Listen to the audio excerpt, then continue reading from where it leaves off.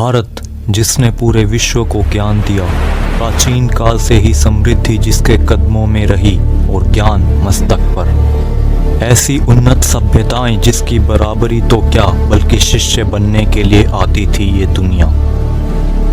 इस संस्कृति की एक एक परंपरा में विज्ञान छिपा है और उस विज्ञान को प्रत्यक्ष करने वाले महान वैज्ञानिक और योगी इसी भूमि के जन्मे हैं। आज की वैज्ञानिक खोजों का श्रेय इसी संस्कृति को जाता है, चाहे वो एटम बम का ही आविष्कार क्यों ना हो। आइंस्टीन और न्यूटन के बारे में तो सब जानते हैं और ऐसे ही कई और वैज्ञानिक हैं जिन्होंने बहुत से आविष्कार किए व सिद्धांतों के बारे में अपनी राय प्रकट की। मगर शायद आपको पता नहीं होगा कि डाल्टन से पहले भारत के आचार्य कर्नाड ने परमाणु के बारे में विस्तृत रूप से सदियों पहले ही बता दिया था। आयुर्वेद, गणित, खगोल विज्ञान, प्लास्टिक सर्जरी, वायुयान, बिजली या विद्युत, राजनीति, ये सभी विद्याएं भारत में ही जन्मी हैं। समस्त विश्व को ज्ञान देने वाले महान भारत और ऐसे ही महान वैज्ञानिक थे नागार्जुन। महर्षि नागार्जुन प्राचीन भारत के महान रसायन शास्त्री, धातु विज्ञानी और डॉक्टर थे जिन्होंने बहुत ही गहन शोध कार्य कर कई ऐसी ऐतिहासिक पुस्तकें लिखी जो कि आजकल के विज्ञान की समझ से भी आगे हैं। इतिहास में इनके जन्म और पहचान के कई रूप हैं जिनमें अभी भी भ्रम की स्थिति है। इनका जन्म गुजरात के देहक नामक गांव में हुआ था।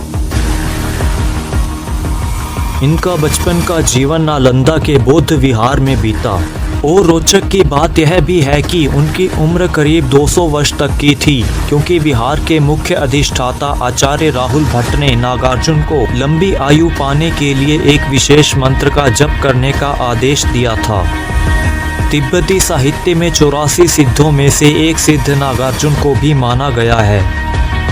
नागार्जुन ने 12 वर्ष की उम्र से ही रसायन विज्ञान के क्षेत्र में शोध कार्य करना शुरू कर दिया था।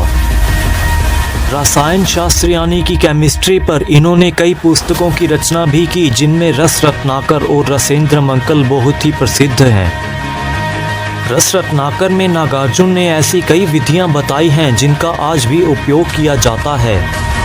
अपनी पुस्तक में उन्होंने पारे को शुद्ध करने की विधि, सोना, चांदी, टीन व तांबा बनाने व उसे शुद्ध करने के तरीके भी बताए हैं। इस पुस्तक में उन्होंने पारे जैसी धातु बनाने का भी तरीका बताया है। नागार्जुन ने दक्षिण भारत में शैल पर्वत पर एक मठ की स्थापना भी की थी। यहीं पर उनके द्वारा शोध एवं अनुसंधान किए गए व उनके अनुभव के आधार पर प्रसिद्ध ग्रंथ रस रत्नाकर की रचना की थी। 1190 ईस्वी में जब नालंदा यूनिवर्सिटी को बख्तियार खिलजी द्वारा जलाकर बर्बाद किया जा रहा था, उस समय नालंदा में रस रत्नाकर की भाषा शैली का अनुवाद हो रहा था, क्योंकि नागार्जुन ने रस रत्नाकर अपनी और देवताओं के बीच बातचीत की शैली में लिखी थी। यह पुस्तक रसायन शास्त्र व आयुर्वेद की बहुत ही गहन रिसर्च खुद में समेटे हुए थी। नालंदा यूनिवर्सिटी की हजारों पुस्तकें जल गई, परंतु रस रत्नाकर नहीं जली, जो आज भी मौजूद है। नागार्जुन एक बहुत अच्छे चिकित्सक भी थे। उन्होंने बहुत से असाध्य रोगों की दवाइयां भी तैयार की। चिकित्सा के क्षेत्र में भी इनकी 4 पुस्तकें बहुत ही प्रसिद्ध हैं। अपनी पुस्तकों में इन्होंने कई बड़े रोगों को दूर करने के लिए पारे के इस्तेमाल करने का तरीका भी बताया है। उन्होंने पारे और गंधक के मिश्रण से रस सिंदूर नाम का एक ऐसा चमत्कारिक रसायन बनाने का जिक्र किया जो कि मनुष्य की उम्र बढ़ाने में बहुत ही फायदेमंद है। भारतीय संस्कृति के हजारों नायाब हीरो में से एक हीरा थे नागार्जुन, जिन्हें भारत का आइंस्टीन भी कहा जाता है। अगर आपको जानकारी अच्छी लगी हो तो वीडियो को लाइक ज़रूर करें और नीचे कमेंट्स में अपने विचार ज़रूर रखें।